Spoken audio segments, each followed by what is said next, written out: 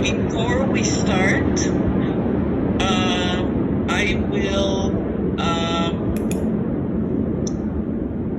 introduce myself, and then I will tell you a little bit about the project. Okay. And then I will explain to you why we're asking to record the interview, okay? And after that, if you all approve the recording, we will officially start. Okay. So let me just start with telling you who I am. My name is Vered, and I'm a senior research fellow at a research institute called CHESS, that is part of the Wikimui School of Communication and Information at NTU, Nanyang Technological University. Yeah. I am the project manager for methodology in this specific project, and I'm a qualitative researcher. I am very experienced. I have many years of experience in conducting qualitative research, interviews, and focus group discussions in 2 languages and in multiple countries. So that's about me. Let me just tell you about the project briefly. As you may very well know, there are 2 trends in the past few years that affect all of our lives. One of them is the growing number of aging population. That we can see it in the workforce. Growing number of aging people in the workforce, whereas the younger generation is smaller. Yeah. It's a trend that you see around the world. Many governments, including Singapore, including the World Economic Forum, invest a lot of thought and a lot of resources in thinking how to help employees and stay relevant and stay employable. And help employers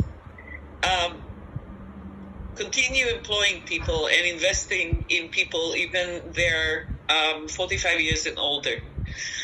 The other trend that we see is the very fast technological development that really changes our life.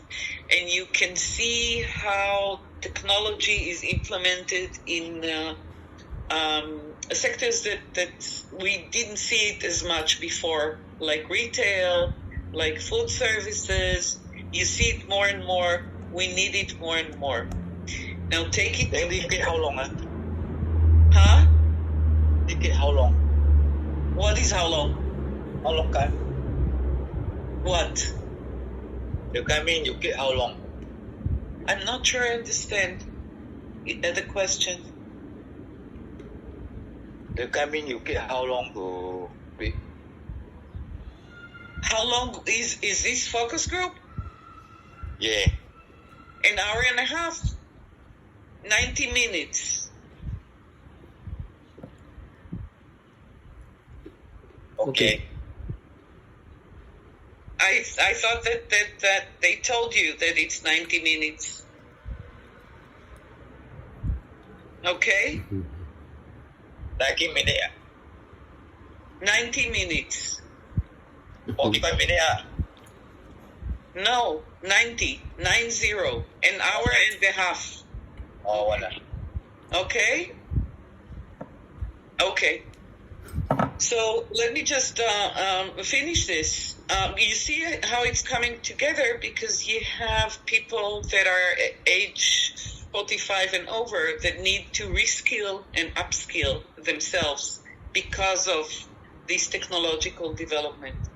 That is why Skills Future Singapore approached my boss, Professor Teng Yin Leng, and asked us to do this project. Professor Teng is the director of a research institute named Arise. Arise is a pan-university institute about aging, and it's under the university president's office. This is the institute that is hosting the project. Okay? And she's also co-director of Chess, where I belong. So this is about the project. Now, a word about the recording. When I do focus group, it's for us to talk. Okay? It's for us to have a discussion. It's not just one question and one answer. And people need to feel comfortable, and people need to feel safe, and people need that I will focus on them.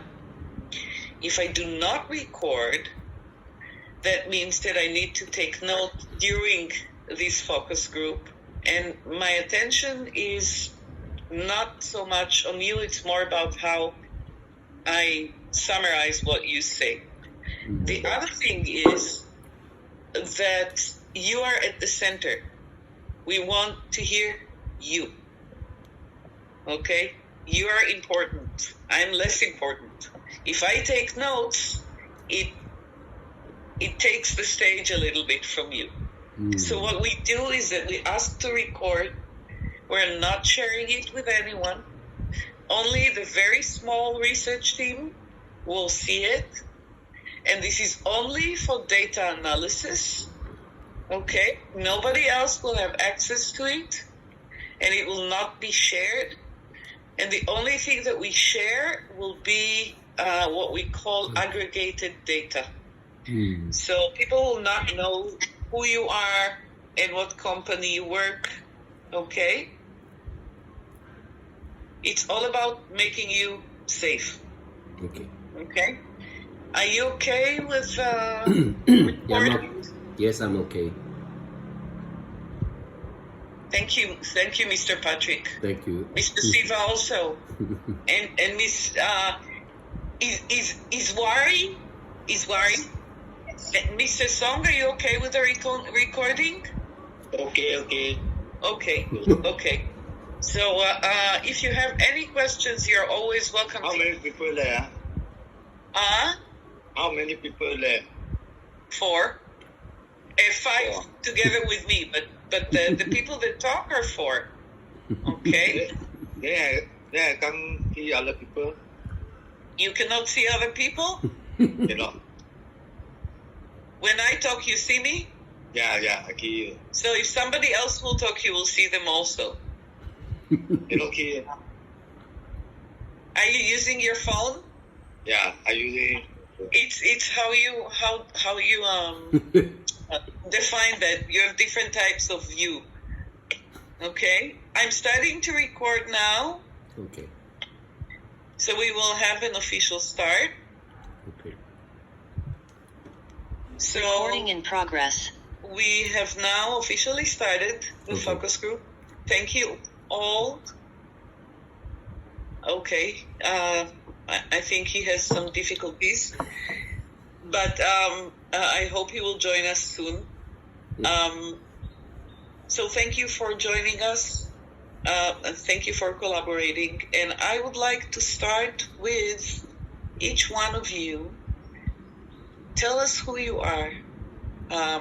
Your name, what do you do, what type of company you work in.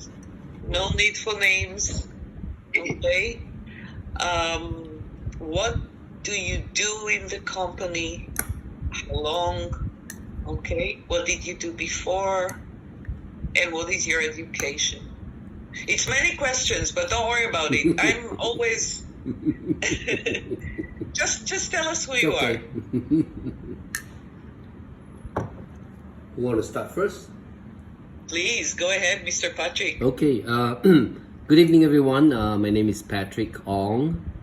Currently working for a Finnish airline called Finnair. If you've been to watch to seek the Northern Light, you may be on our flight. and I'm 60 years old. Before I joined Finnair, this is my 6 years in Finnair. Prior to Finnair, I was with Delta Airline for 25 years. Oh, wow. Yeah. So over the past 33 years, I have been in the aviation, working as a cabin attendant or flight attendant. So I'm holding a diploma. Basically, was engineering and sales and marketing diploma. So I jumped the ship. I came into the aviation, and I enjoy very much in this trade. Engaging with passenger of different kind every day, every time I'm on duty. In Finnair, I fly between Singapore and Helsinki or Finland. Yeah, that's all about myself. Do you have any question for me? So I always do. You're welcome. If you knew me, you will. So you said that you had engineering diploma and social marketing. Sales and marketing. Sales and marketing. Sales and marketing. That's right. Okay. And this is your background from years ago, and you just decided to go and be with. Yeah. I on that diploma, I worked for about 7 years on ground. First with engineering, aircon engineering, and then later I went into sales, and I wasn't satisfied, and then I want to engage with more international people, so I went into the airline. Wow, and that was 30 years ago. Yeah, 33 years ago. 33 years ago. Wow. Yeah, I will definitely want to hear more about that. Okay. So who wants to tell about him or herself? Yeah, I can start. Can you hear me? Yes. Okay, so I've been in the air transport for a year. Prior to that, I was working in the research lab. So I'm doing that for 14 years. Then I kind of did a career switch to do in the air transport industry. So currently I've been working at the airport for a year. 1 year. 1 year, yes, 1 year. And what are you doing there? So I'm helping out at the, those check-in kiosks at Singapore Airlines and some of the other airlines. When you come in to check in at the counters, they have this express kiosks where you can do it by yourself, those automated machines. Yeah, so we're called the ambassadors, so we kind of help passengers who need assistance. And then along with that, I'm also helping with air crew who come to Singapore or arrive in Singapore to be escort them to the aircraft. And also sometimes we get VIP guests who come from overseas. We go to these private terminals, right? So we also escort them as well. So it's more like a passenger-related kind of job. It's nice to see the big smile when you describe your work. It's a different switch because previously in the lab, you're just to yourself, right? And at least now with this airport, you get to meet a lot of people. So it's a big transition for me. Is this the reason why you left? Yeah, I wanted to try something different. Because I was doing that work for 15 years, so I just decided to just try a switch to explore airline industry for a while. So what did you do in the lab? I was doing molecular research before, and I worked in the animal facility. I was working with mice and rats, then doing stem cells and all that. I was doing that for 50 years. I got bored of it, so I just did a short break to try something different. It's very, very, very sharp, and I'll be interested to hear a little more about this. Really. Mr. Siva, do you want to tell us about yourself?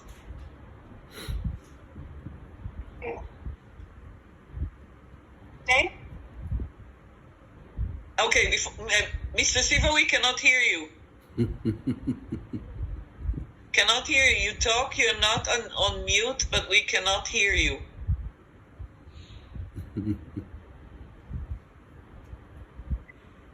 I think that you can check the when you click on the left side, there is an option to select a speaker.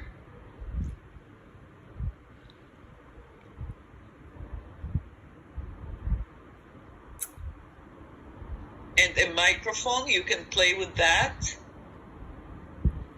And you can do it while singing, so we know if we hear you. Do you need help? We cannot hear you. Cannot hear. Yeah, Mr. Song, do you want to tell us about yourself? Okay. While Mr. Siva is trying to fix it? okay. Because I work engineering for more than 20 years. Then I work airport with the driver, pick up the paper, the machine, the one way one, the paper pick up for 8 years, around 8 years. And what do you do now? Driver, Changi Airport. You're a driver. So can you explain a little more what you did, because it looks like you really changed things. What was your Because the airport, the one way, two way, three way one, the now entering the machine, cut the paper one, pick up the paper one. What do you mean by pick up the people? Yeah. From what? From hotels? No. From the driver, you know. From the airplane to the People driver. People, the machine one, the people driver. Pick up the paper one. You mean is it a buggy? The airport buggy? Yeah. Oh. The airport buggy. I think he's a buggy driver within the airport terminal. Okay. Yeah. All of them, 1, 2, 3, 4, yeah. It's for older people usually. Yes, usually, right? yeah. Or people with disabilities. Yeah. And how long have you been doing this? 8 years. 8 years. Wow. Yeah. And what did you do before? Before he engineering,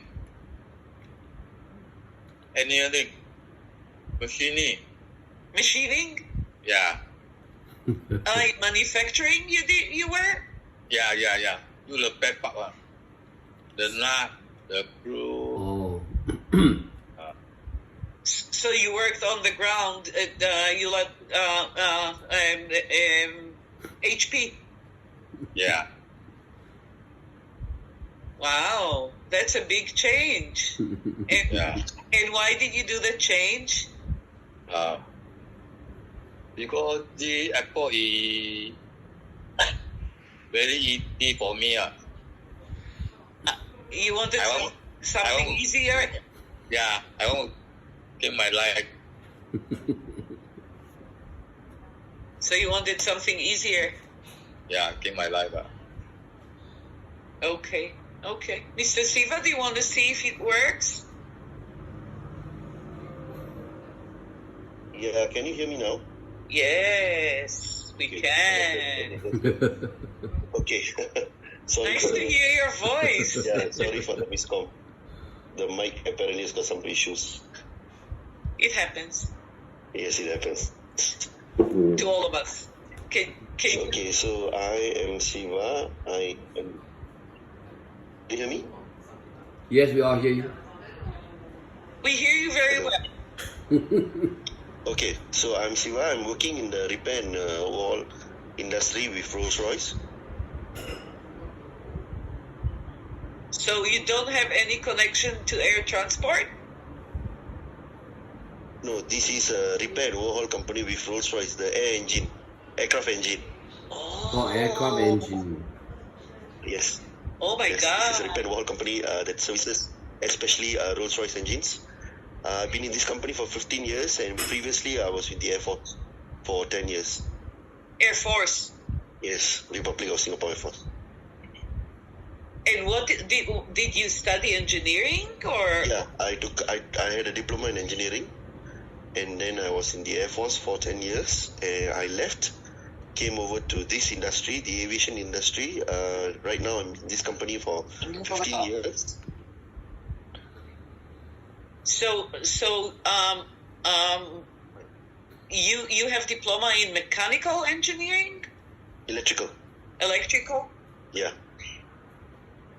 That's an interesting transfer from the Army to Rolls-Royce. No, I was in the Air Force actually, so it was not much of a change.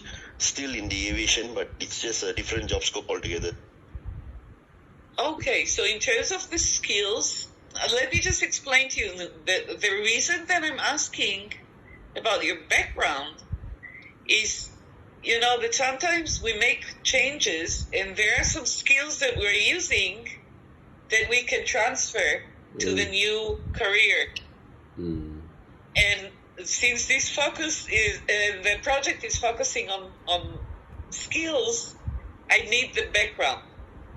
And Mr. Siva was just handing us the ball to talk about the skills, because you say that it's just a job scope that is different, but the normal, the skills that you're using are the same? Is this what you just said? No, in terms of skill set, your basic aviation skills applies across the line, which means the core values, the safety culture, it's the same. It's just that it is a different working environment. So your basic knowledge is there, but this is a different line altogether. This is more workshop oriented. It's not, line oriented. Mr. Siva, in that sense. Mr. Siva, maybe Yes, Mr. Hakim. it will be clearer when you can describe your job's nature of your job right now in Rolls-Royce, because people don't understand the word Rolls-Royce. They think Rolls-Royce referring to a car. But Yeah. Rolls-Royce do more bigger than a car, like such as aviation, engine, and Yeah, that's engineering. right. So I think this is Mr. what Patrick is trying to, what Mr. can clear Patrick the is trying doubt. to say is that most of the current aircraft are using Rolls-Royce aircraft engines. You may not have noticed it. Maybe the next time you fly, you can see the engine that's got the Rolls-Royce emblem. Yes. Correct. Yeah. So you do repair, you don't do what's called R&D, research and development. No, research and development is done by the engineering department. I'm doing a repair and overhaul of the engines by itself. Okay. So the entire aircraft engine comes to my workshop for repair and overhaul.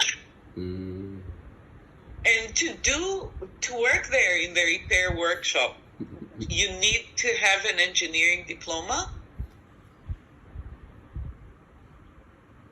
Not necessarily, but engineering diploma is more than helpful, definitely, because engineering principles apply when it comes to aircraft engines and repair and overhaul. I'm just curious. You're very what I really like about this group is that it's very different and all in air transport. So I want to hear a little more because I have the feeling, one of the sectors that we have investigated was precision engineering. Okay. And in precision engineering, the work involves a lot of what you call problem solving.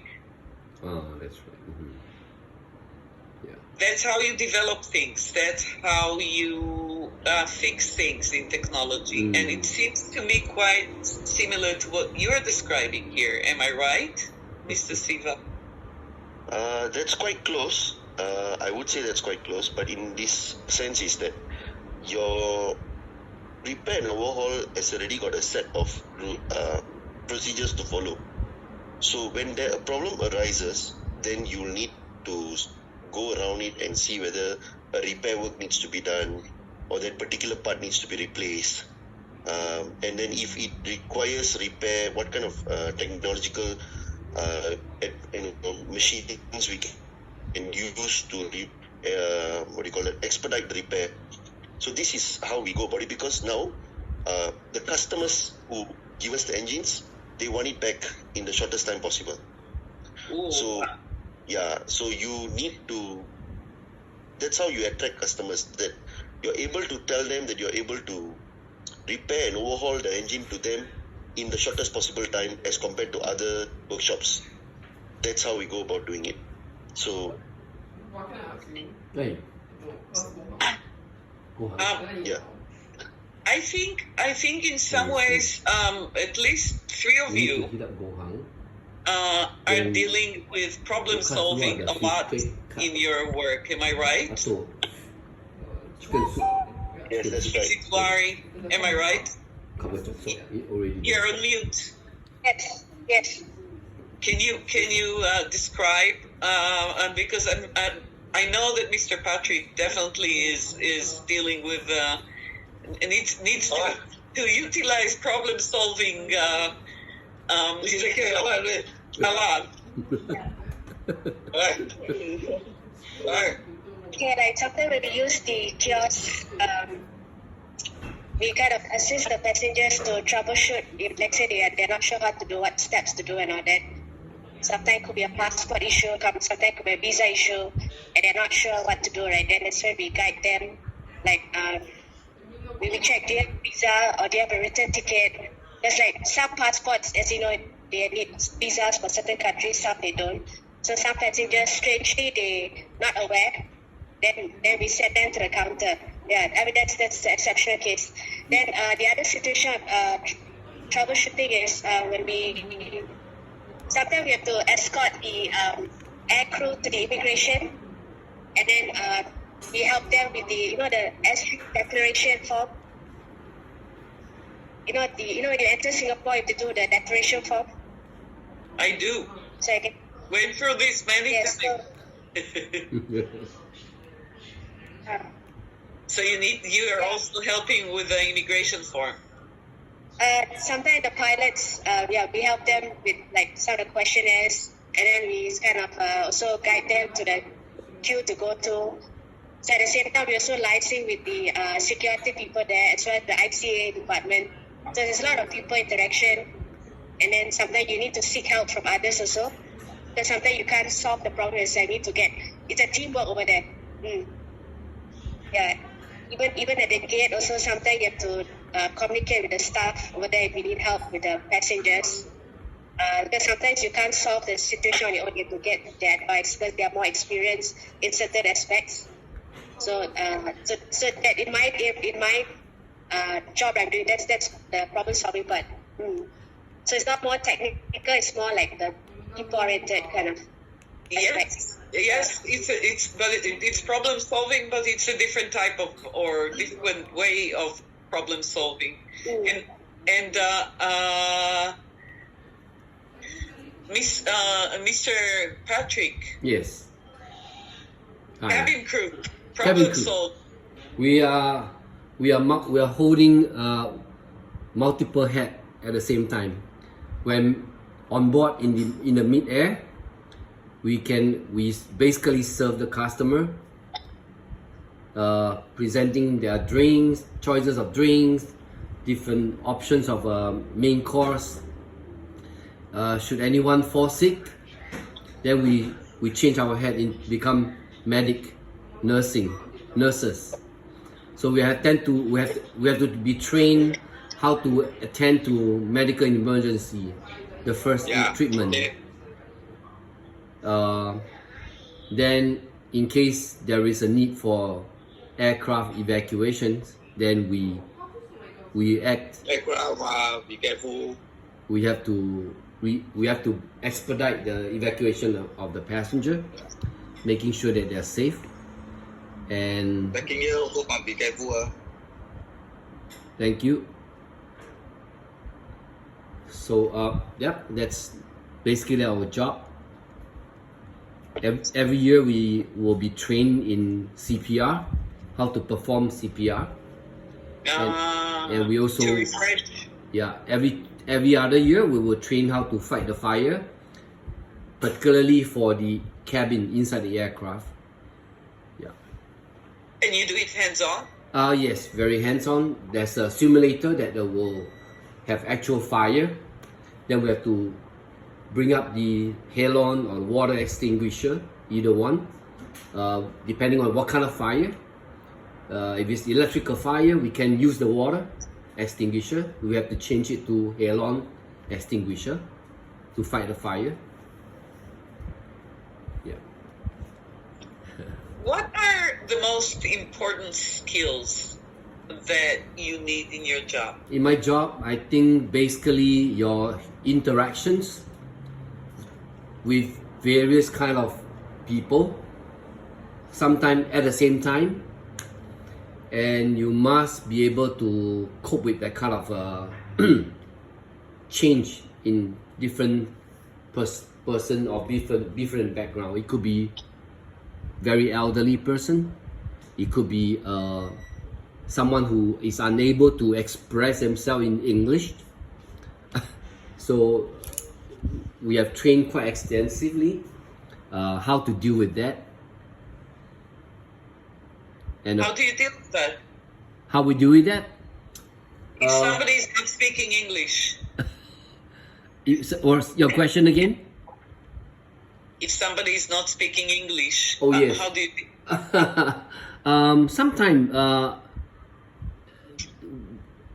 our body language can tell what they are trying to express, and while we are still trying to get into the middle of the understanding, if we are attending to someone who doesn't speak English, we can make use of that person's accompany traveler who can speak English to translate to us.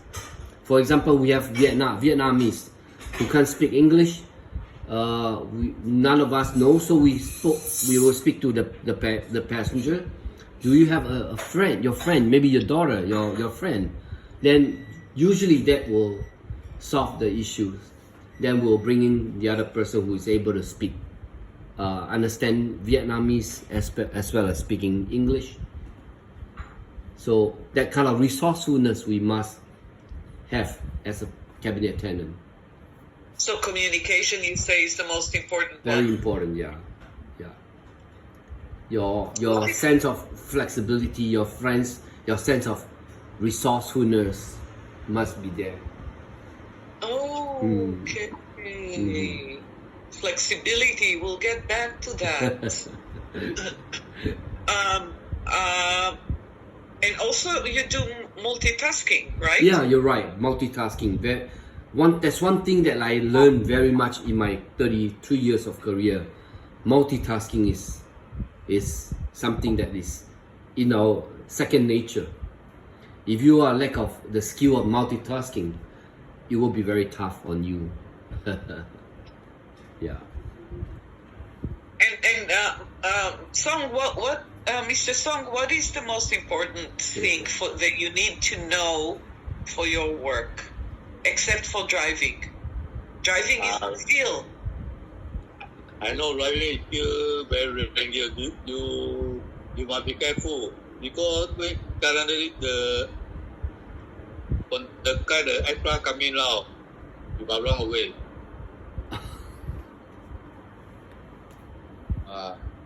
But You must take the cover can go, you must go. Because the one way cannot anyhow go. And now go with the aircraft coming out. so you're outside with the aircraft, not inside where the Inside inside. the airport. Inside the airport. I think Mr. Song, you're referring to you are driving within the airport tarmac, where the aircraft is parking, and the catering trucks are moving. Is that the area you're working? Yeah. Okay, so you're at the airport tarmac. Like the one way, you know, no? Okay, run. Okay, you're talking about runway, right? Okay. Yeah. Okay. Because runway you driving on, you must be careful. No with the aircraft coming Runway. out. Okay, I understand. Because you must take to the cover. Yes. Okay. Different. So you are a driver outside. Yeah, on the runway. So you're a driver on the runway. You don't Yeah. work with passengers. Yeah. No.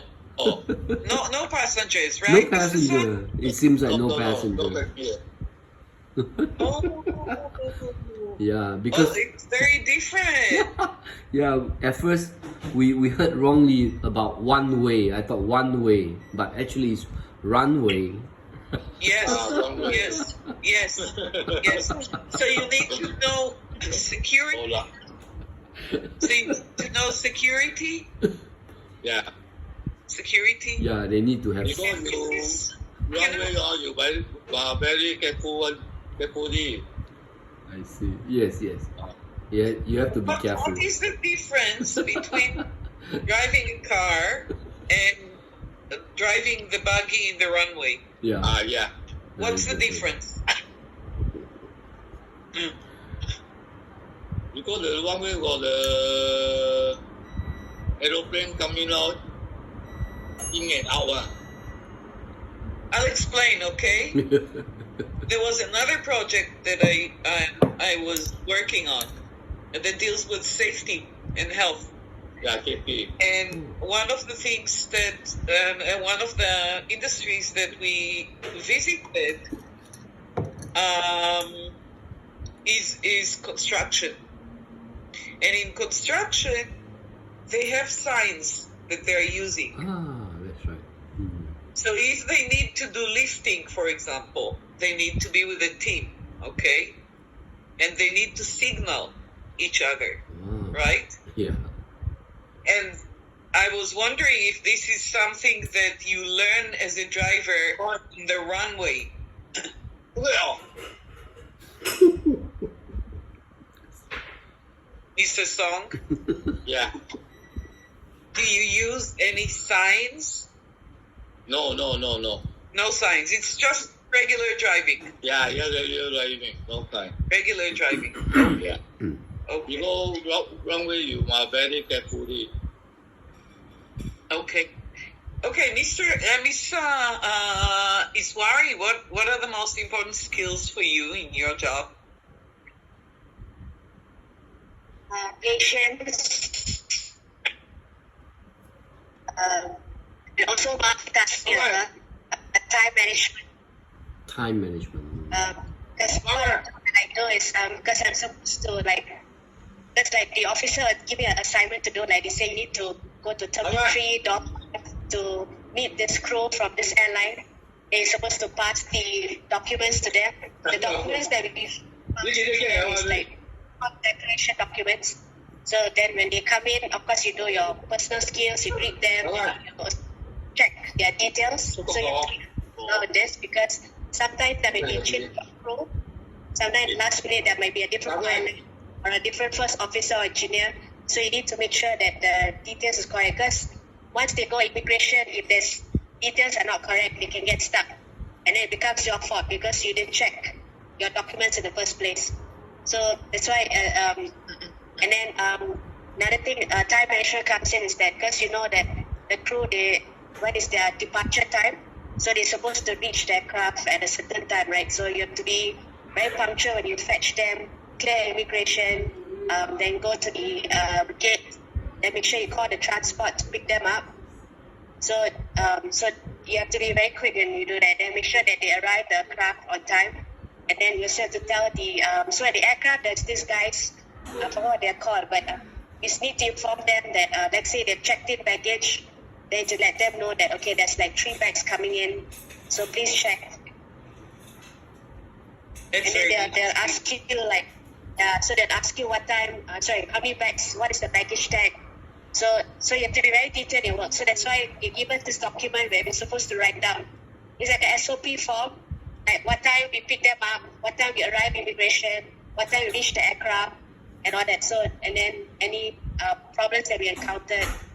So that's one way of, that's part of my job also. So the time management is your time management or their time management? Both. So you have to liaise, yeah. Both. So you have to you have to be responsible to call the transport in time, because if you call too late, then you can't get a transport to send the crew to the aircraft. Then it becomes your fault. Like, why would you notify in time? Then another time is also, sometimes aircraft, they might tell you arrives at this time, but there might be flight delays. So you need to keep checking on this app. It's called the Flight Radar app that is checking in case there's any flight changes, like sometimes get last minute or flight coming 1 hour earlier. So you have to be responsible to make sure that you reach on time to get the passengers. Thank you. It's very, very interesting. Mr. Stephen, what are the most important skills that you need in your work? Definitely professionalism, because my industry requires you to do the job first time right. We are dealing with aircraft engines, and that is a direct impact on people's lives. So professionalism, and there's also a lay of rules and manuals to follow. So you can't deviate from all these. These are certain skill sets that is supposed to be embedded within you. So if there's a manual to follow, you need to follow the manual. So this is all part of professionalism. Teamwork, communication is very important, because you need to work as a team to be able to churn out the engines as quickly as you can. And communication is very important, because the team that does the work tonight needs to hand over the job properly to the next team. So if there's a lack of communications, then the work doesn't go smoothly. And there's also communications between different departments like repair, production. So all this is part and parcel of the entire framework. So these are just some of the skill sets that is very essential to my industry. You did mention skill sets. Yeah. Which is very central to what we're interested in. But can you break it down? What does the set include? Professionalism, for example. You gave examples. It's very, very interesting. And I saw Mr. Patrick. You had something when you heard professionalism. So I will come. I will come to you as well, but I want to hear a little more. If you can break it more to the skills, there's maybe more specific skills. You said communication. You see, You said work, right? Professionalism. You need to have ethics. You need to have communication. You need to have teamwork. You need to have discipline. And you need to also have a bit of, commitment towards your work. Because, like I said, I'm dealing with aircraft engines. And these are the most important element in an aircraft. If your engines fail, you know what's going to happen next. So when we produce the engines to the customers, they need to know that it has been produced with the best quality and best work. So skill set in the sense of quality would mean doing it right the first time, making sure we follow manuals, we don't deviate. Teamwork is very important. Communication is part of teamwork. Handing over jobs, taking over jobs, making sure that the right piece of information that has been flowed is part of teamwork. Professionalism, of course, is making sure that you are doing your job correctly. You're not deviating, you're not taking shortcuts. That is professionalism. These are just some of the important skill sets that matter. That's very, very, very interesting. I have one question before I move to Mr. Patrick, because I really want to hear about the professionalism. I remember in that safety and health project that we also went to see manufacturing companies, metalwork companies.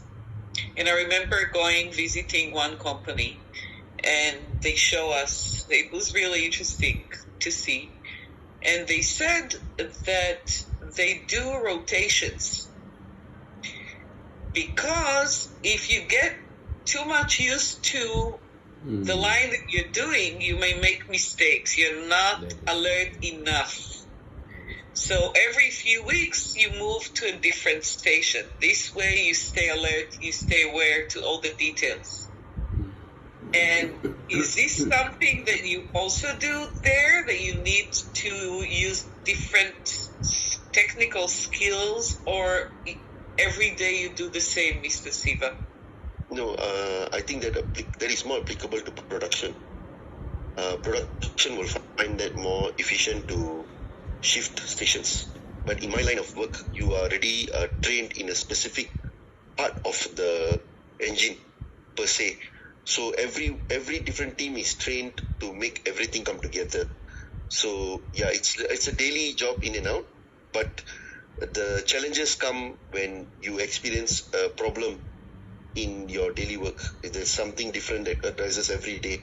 Though it's a roughly mundane job, fixing engines, repairing engines, there are days that you encounter something different.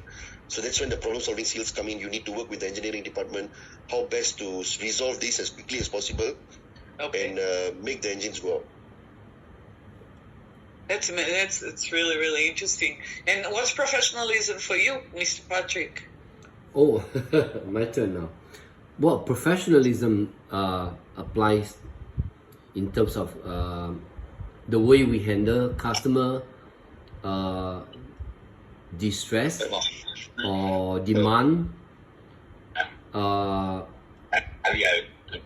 Not just simply how you call it?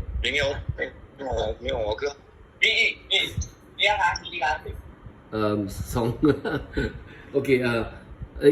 For a cabin attendant to work professionally, we usually refer to the way he or she handle the customer demand, and see to it that the problem is resolved or the request is being tendered to. For example, if the passenger come to us that they have bought internet in the aircraft, but then they couldn't get into the sign-in part. So as a cabin attendant, you have to investigate what is the reason. So maybe you go through the stage of asking whether did you make sure when you purchase you have already gotten the closure of the purchasing of the internet on the for the aircraft internet. Then if the passenger show you the proof or the email reply of the purchase of the internet in the aircraft, then you will move on to the next stage.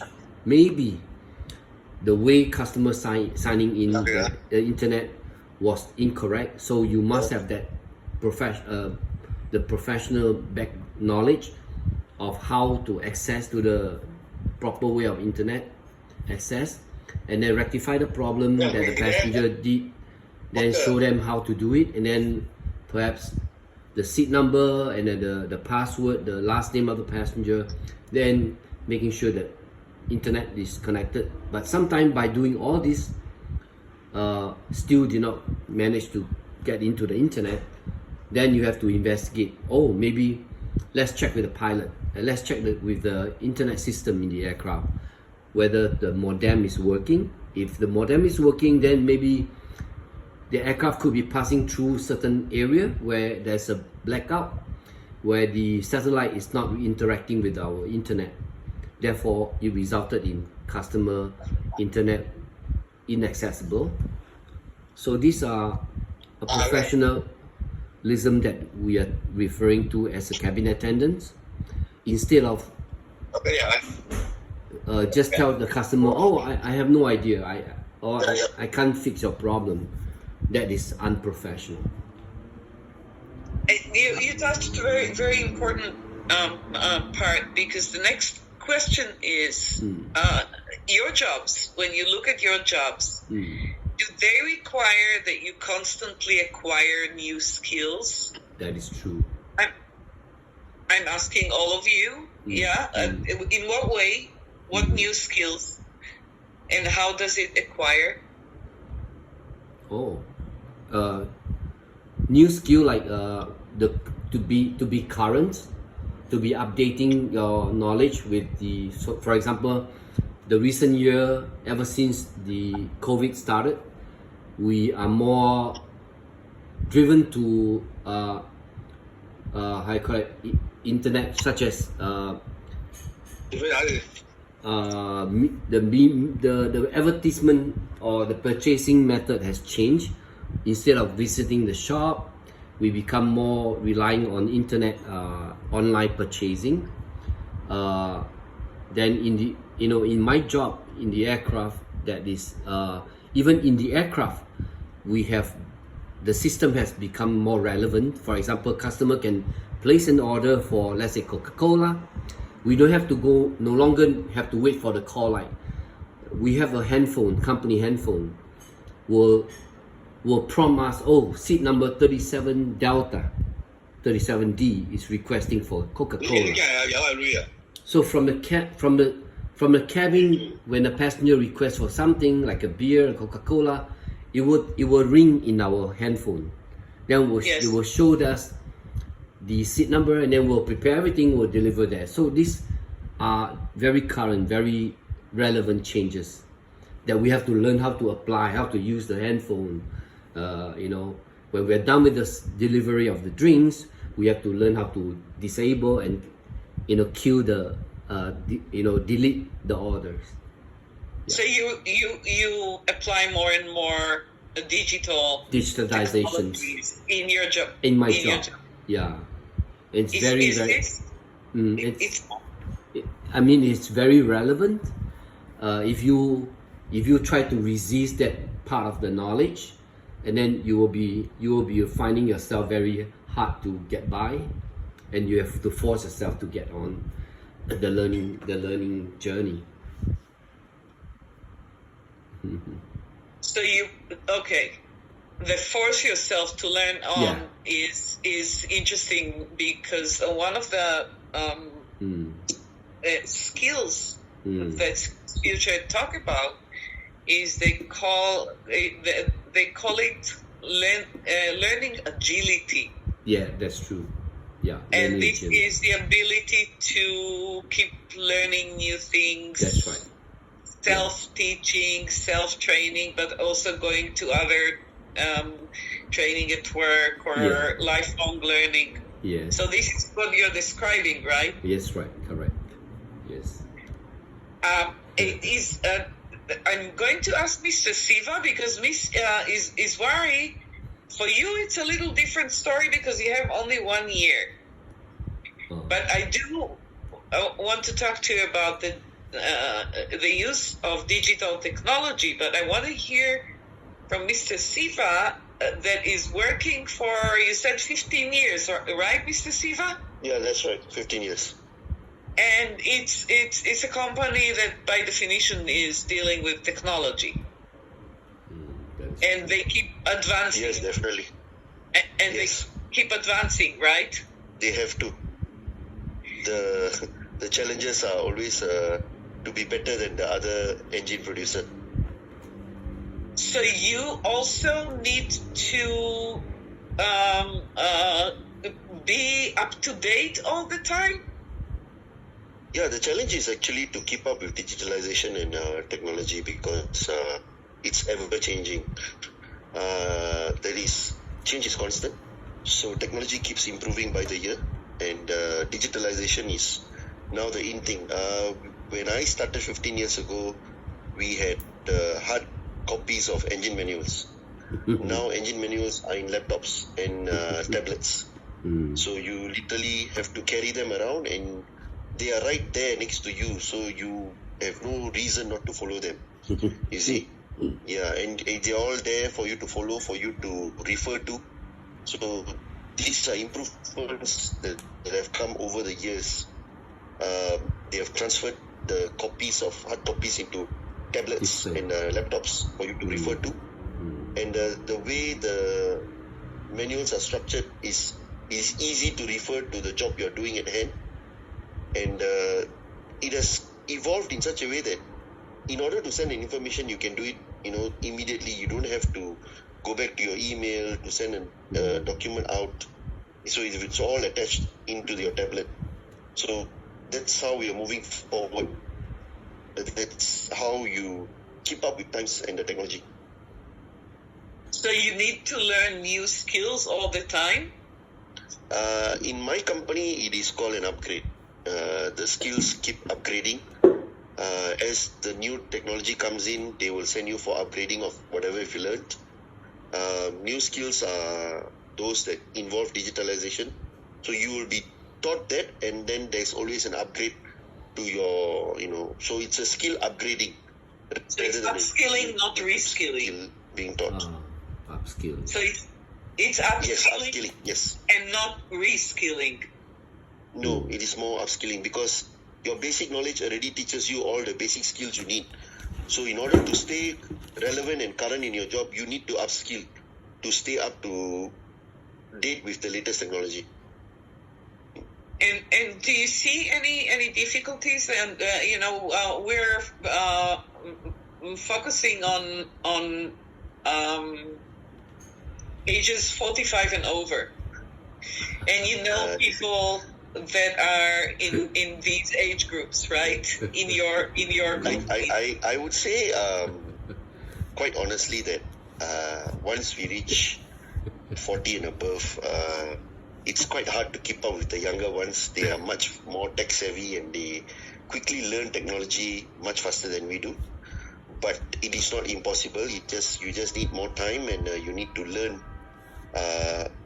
But we are already there. We are just probably a bit slower than that.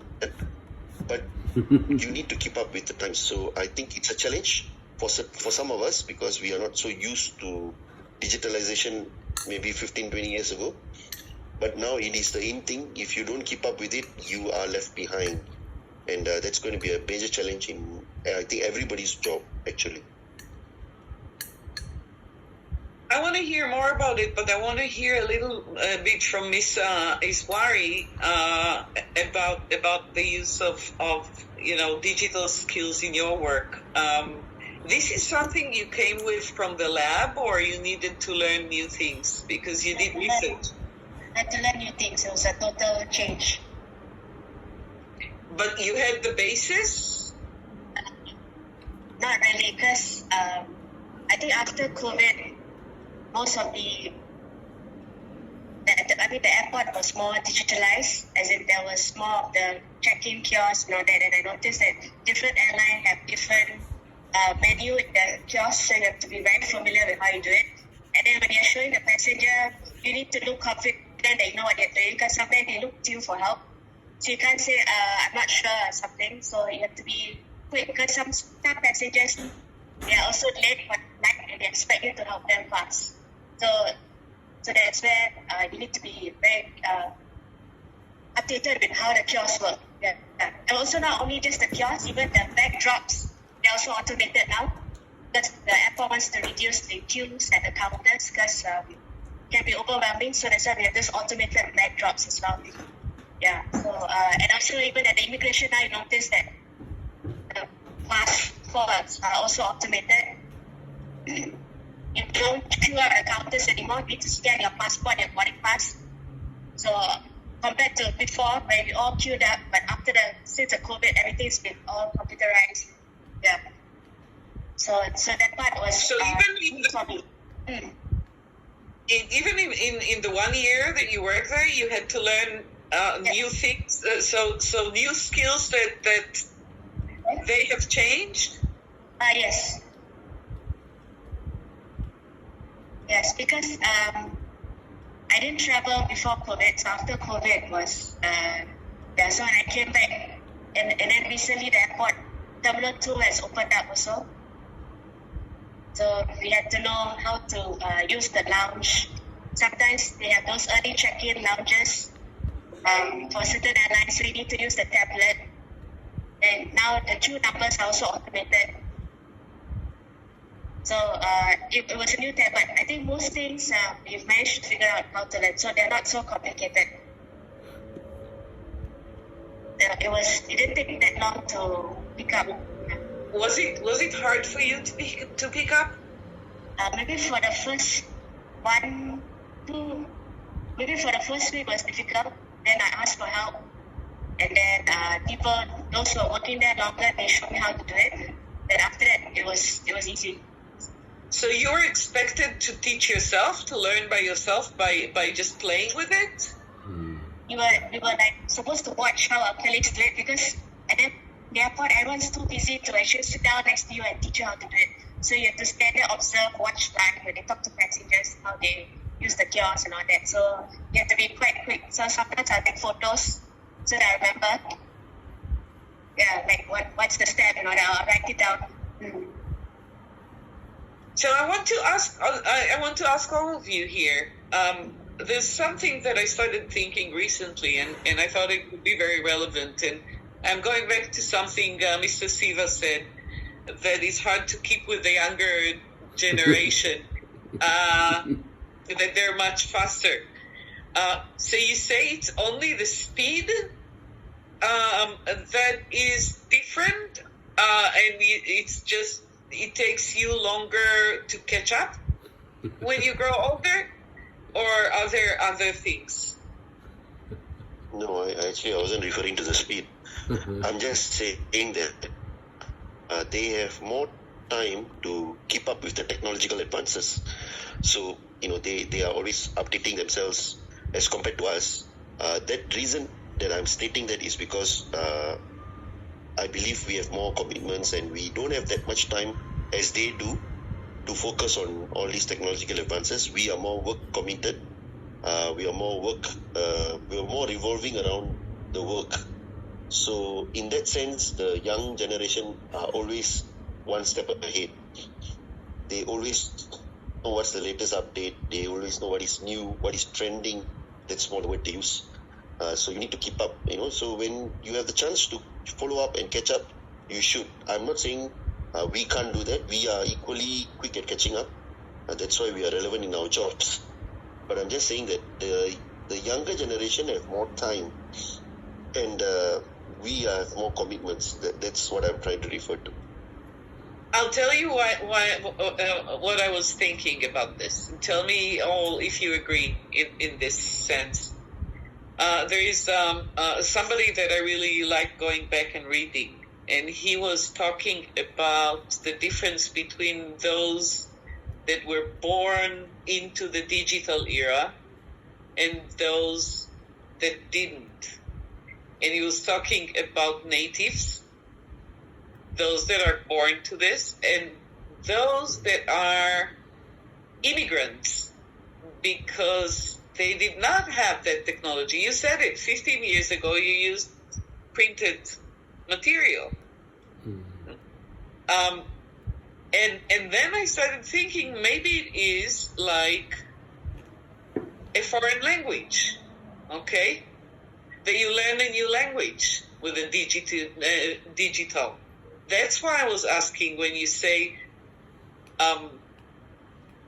fast to catch up versus for us we can catch up, but it takes us a little longer.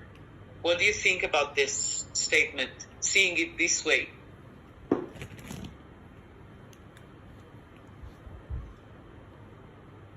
Is it too complicated what I said?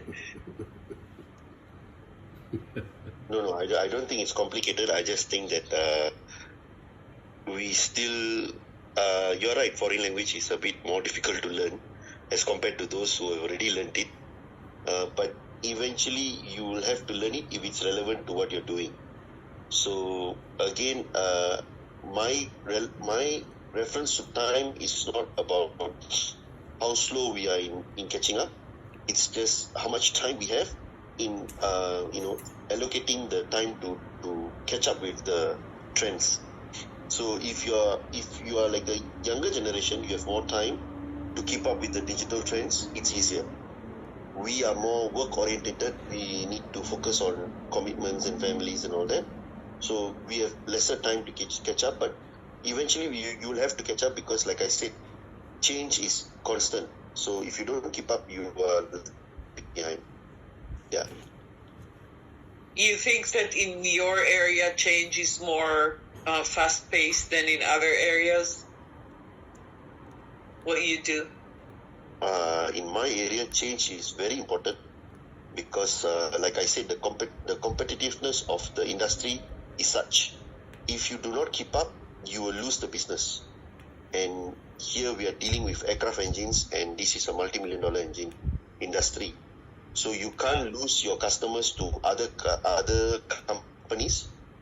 So you need to keep up with the changing technology to assure the customers that we are right up there. So they won't leave you and they won't go to another competitor. That's the important part. So it's all about, it's a lot about self-learning. Yeah, definitely. Okay. It brings me to something that Mr. Patrick said about different thing, but you were using a term, you talked about flexibility. Yes. Flexibility. I think what Mr. Siva is talking is about adaptability. That is true. Yeah. Right? Yes. Is yes. it to say? Can you share a little, Mr. Patrick? Yeah, in my area of work environment, flexibility meaning to say when you come to problem solving, you can't fixate yourself in one approach to solve certain problem. For example, passenger came on our flight and then will be arriving Singapore airport, and we know Singapore is a very busy airport, and most of the passenger take Singapore airport as a transfer to maybe to Sydney, to Ho Chi Minh, to Narita airport. So they are concerned during the mid-air, oh, this aircraft has been like 30 minutes delay because of headwinds. So they knew in advance, but they was now the concern is, when I arrive in Singapore, I'll be 30 minutes late. Will I be able to catch up my connecting flight to Sydney, for example? Will my baggage to be able to follow me with, even if I can make it to the flight at the gate, go to the Sydney flight into the Qantas airline, but will my baggage come together with me? So we have to be flexible in this way, be able to be answering to their needs, their concern. So if you are a lack of flexible person, you will say, well, sorry, I can't provide anything because we're still flying. I can't tell you for sure what can you do, or your question regarding connecting flight, because I'm not a ground agent. That is someone who is not too flexible. Well, come to another cabin crew that is professional and flexible. She will say, that person will say, okay, let me just give me a second. I need some time. I'm going to go into the flight deck, speak to the captain, ask the captain, say, could you come when we get closer to the Singapore airport, like 30 minutes before we approach Singapore airport. At that time, the captain have access to direct speaking to the ground agent. Then putting this question from this relevant customer about his concern about Sydney flight. Is Sydney flight going to wait for him? Is the baggage going to wait together with him into Sydney flight? So this question can be forwarded ahead to the ground. As we get closer, 30 minutes before landing, the ground agent will be able to feedback either by talking or by texting into the cockpit. And then we have the answer. Then with this answer, I will be able to take it from the flight deck and follow through and deliver to the passenger who is in concern. And usually, one person with this concern may represent another 20 of them behind, because they're all heading towards the same direction. So if you could do it effectively, successfully, it requires you to think in a more flexible way, rather than just say, "Oh, sorry, I can't help you." There are crew members who behave that way. So you need creativity in your line of job? One more time. Creativity? Yes, I think that puts a lot of make a lot of difference between a flexibility in the person being able to be resourceful, tapping on the resources, making use of the pilot to do the job, or just shut themselves off, say, "Oh, so I can do that." I have no idea, and I've come across many cabin crew who are like that. So Do you see? I'm asking you all. Mr. Siva was referring to it, but I want to hear from Mr. Patrick and Miss Iswari. mhm. You work with people that are seniors, right? You Yeah. have colleagues that are seniors or future seniors, 45 and over. Yes. Do you see any challenges in terms of acquiring new skills between the age groups? Are you referring to my peer, my colleagues? Yes. Yes, there is a different, like, very much, I agree with Mr. Siva. Situation, even he's in the engineering department, whilst I'm in the customer service and comfort area. When I work with the younger, like I'm 60 years old, if I work with someone who is 45 or 23 years old, there is a difference. There is a difference. What's different? The difference is in a difference of, let's say, 20 years apart, you can see the great differences. If we have about 20 years apart of age, the difference is the younger generation tends to be like what Mr. Siva described. They are very tech savvy. You can tell he or she has invested a lot of time, personal time, into technology, digitalization, digital items. Whereas people like my generation, 60 years old or 50, 55 years old, we came from the pre internet era.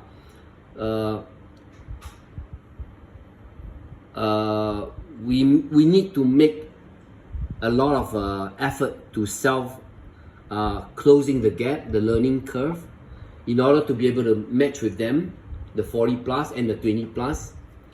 There are situations where some of the individual around my age, 55 to 60 years old, they didn't make that effort, and then you can tell they are resisting. And then we have to tell them resistance. they are And colleagues that are your age group, do you Yeah. see that they resist? Yeah, they do resist, and then we have to tell them, friend, you need to survive.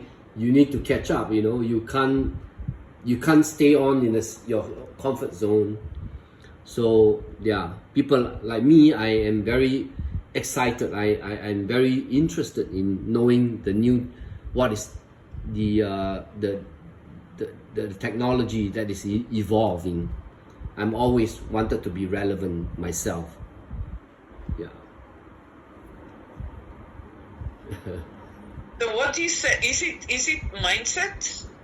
Yes, I think the mindset play a part between someone who is willing to be into it, learning get out of your comfort zone and to learn something new, be relevant.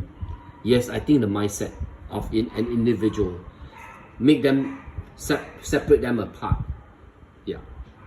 If you have the right mindset, you say, "Wow, I like to learn. I would like to learn from the younger age who grew up in the internet influence environment."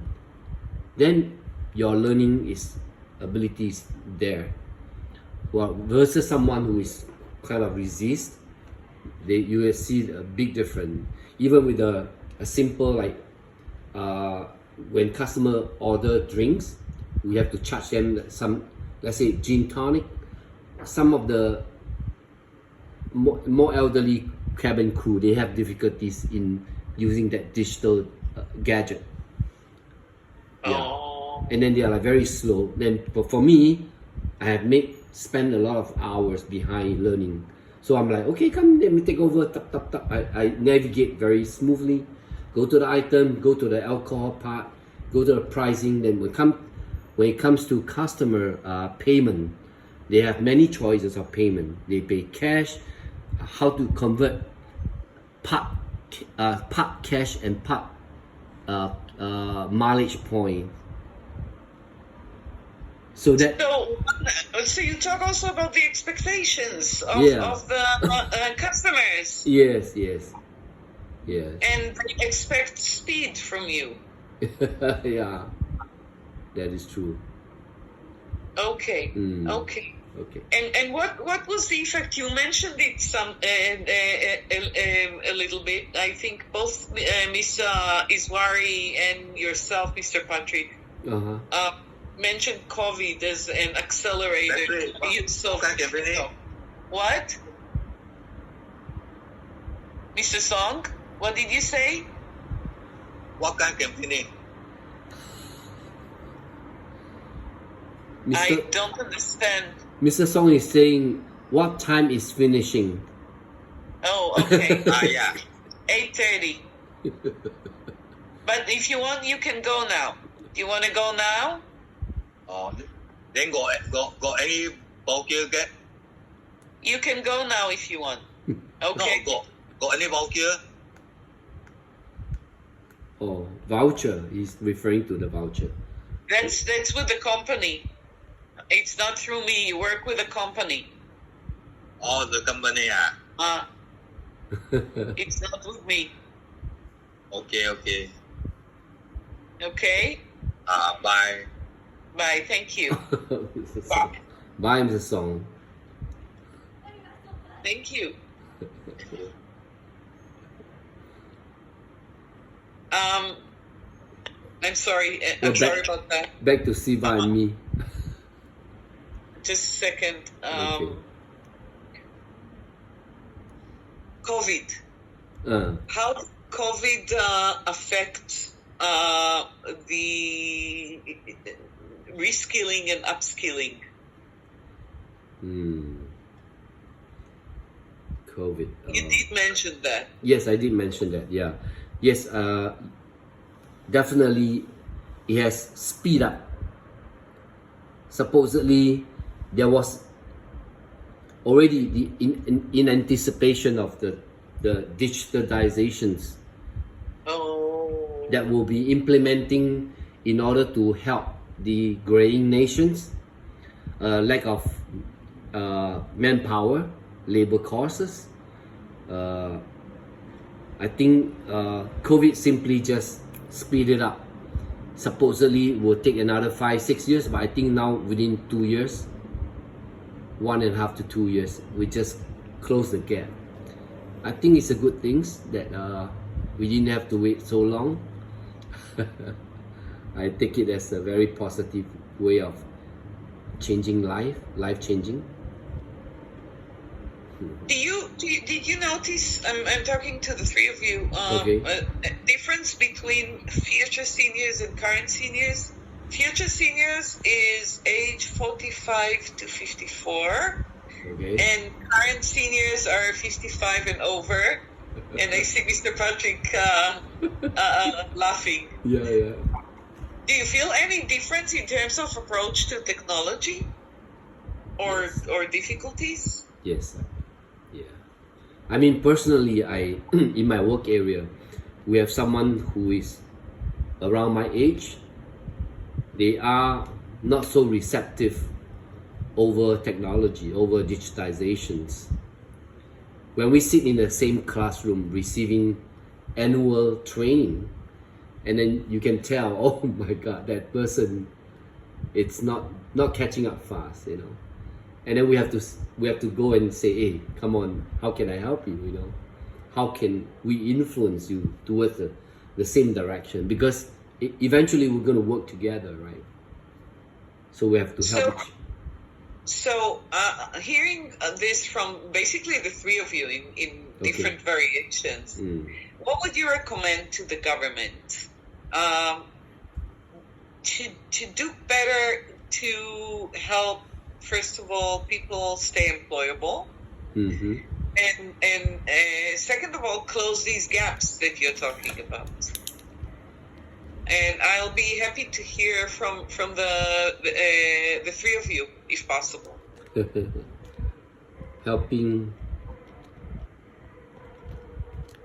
What would you recommend the government to do better? What do you think are the major objectives in providing training for upskilling or reskilling? This is where I actually did reskilling, not upskilling. Reskilling. Right? Yes, right. Yeah. I think the present challenge right now is older generation, likely more like myself, Mr. Patrick. We need to stay current.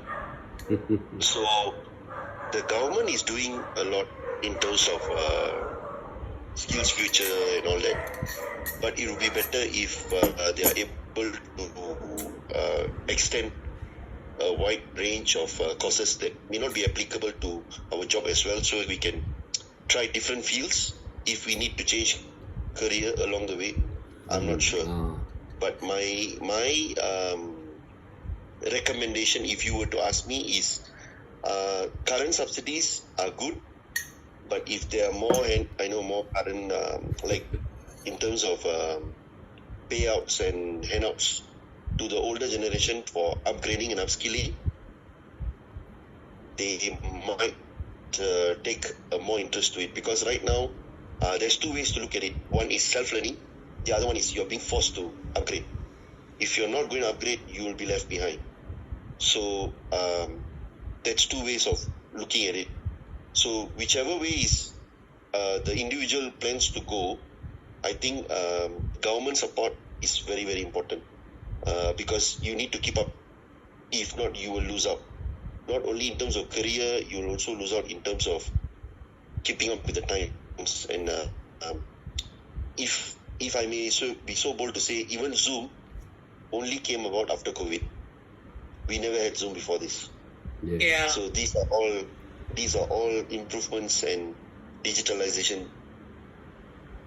Prior to COVID, we always had meetings. We all literally sat down and we chatted. Even focus groups were met up, personally. Yes. It's true. It's but true. now Zoom has shrunk everything. We are all in different parts of the country, and yet we are still together. That's how it works. So if you don't keep up and you don't understand how it works, it's going to be very difficult for them. Mr. Patrick is definitely there, but there are others in his age group who are not there. Yeah. And they need a bit of encouragement and some sort of boost to keep up with the times. Yeah, So that's what I feel. So how else can Skills Future encourage people to inculcate culture of lifelong learning?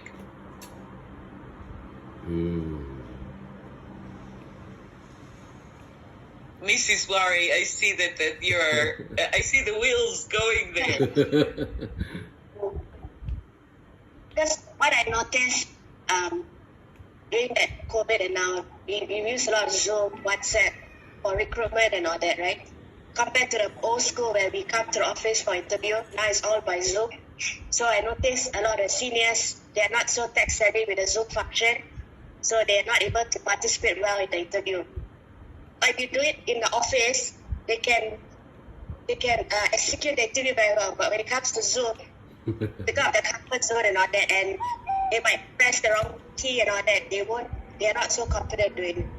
And also, when we clock in at the office, Now we have to use our fingerprint, PIN code, and all that, right? Compared to before signing on the sheet, some of them are not getting assistance. When they ask the officers, they get told off or no one has the patience. So if SkillsFuture can like go to these companies and see how they can help them, at least like conduct a workshop or something like that. I don't know whether it's possible, but at least. So you talk about conducting workshops to encourage people, to bring it to them. Is Yes. what you're saying? Yes, something, yes. So at least they're more confident of, even sometimes WhatsApp, like most of the rosters now are done by WhatsApp. Or they use the apps to clock in your thing, and if they're not sure how to do it, then they miss out the slot. Yes. So they have to ask the younger person to help them. So that's the part they get stressed and frustrated. And sometimes they call up the recruiters, but the recruiters won't pick up the call. Because they're now very tech savvy, they go by WhatsApp. They want to pick up the call by the old school where you call up, personal touch. They won't. They want you to WhatsApp. So, yeah. So that's where I feel like the older ones are kind of missing out a bit, yeah. So do you talk about during work to have somebody that is like mentoring you, like a buddy that can help you learn? Is this what you're talking about? Sorry, repeat again. You have in some industries and companies something they call the buddy system. Yes. So if you are new, they put you to work with somebody that is working in the company for many years or few years, but knows the job. And you learn the job by being with the buddy. That the buddy is showing you things. Is this what you're talking about? I think more like orientation before when you join. Because sometimes buddy might not work. Because when it's a fast pace, people are rushing, right? So they might not be able to teach unless they stay back afterwards to teach. But maybe like orientation, I think would help. Okay. Do you have anything else to add? Any one of you? I promised an hour and a half. I cannot drag it on. I would like to add on by reinstating that it is not a single action or single help such as a buddy system will be effective. We have to add on like a buddy system and mentoring system, and even the company library has got a search function for you to go in to watch some YouTube or a company produce videos of teaching you how to learn certain skill set or some technology issues, or even for Mr. Siva like some engineering, self-learning, computer-based learning channel at your own time when you feel like you need to refresh that particular set of knowledge.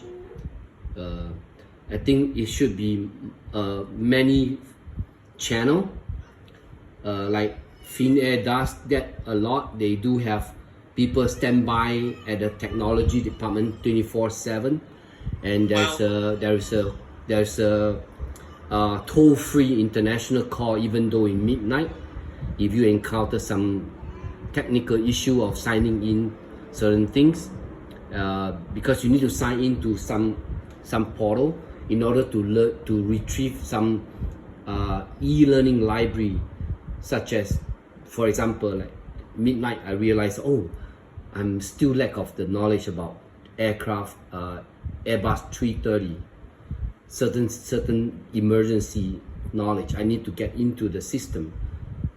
Then I will have to sign into the system, retrieve the package, then I can download the information, and then I can take like maybe 1 hour to learn that things.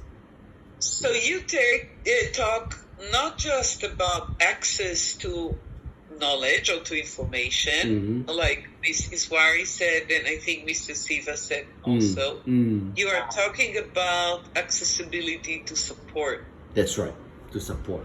Yeah, that's right. Wow. Thank you. No, it's very insightful. It's very, very insightful. Yes. Anything else, or I will say it's 4 minutes after. Okay. Oh, 8:30 already. Yep. Yeah. Good. So I would like to stop recording here, Mm-hmm. and I Recording stopped. wanted to thank you very much. You are all very insightful. It was very interesting to talk to three people from the same industry that do completely different jobs, different areas. It makes people think about things that usually, that's why focus group. You start thinking about things that you didn't before because you're with different people. That is true. Yeah. Yeah. So thank you very much. It's been my honor to Thank host you and my pleasure. My pleasure too. Thank you. And Thank you. Thank to you me, so much. both of them, thank you very much. Thank you. Great pleasure. Thank you. And thank you very much. Nice meeting all of you. Bye. Have a good one. Thank you, Mr. Thank you. Farid. Bye bye. Thank you. Bye.